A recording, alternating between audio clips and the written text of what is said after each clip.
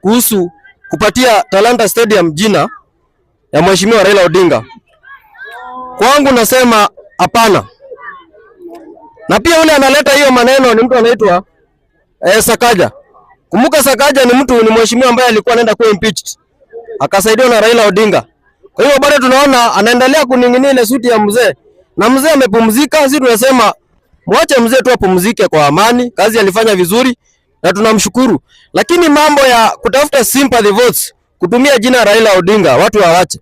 Wewe jitafutie kura yako, wacha kutumia jina ya Raila Odinga. Sababu inaonekana saa hii watu wanacheza siasa na jina ya Raila Odinga. Mimi kwanza kwa Raila Odinga kuingia kwa serikali tunajua aliingia namna gani.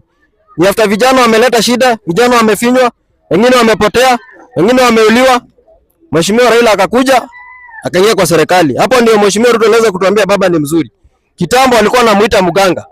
So unashindwa saa hii baba alienda aje akakuwa ni mzuri. Kwa hivyo, kwa maoni yangu, ili tukue neutral.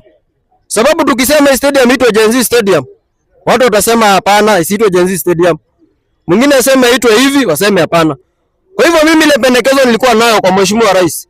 Hii stadium ya Talanta Stadium itwe Wazalendo International Stadium. Hiyo ni jina mzuri sababu inabeba kila mtu. Mtu yote ambaye anajua ni mzalendo, kwa kizungu ni patriot. Hii itakuwa ni mzuri na hiyo itakuwa ni sawa.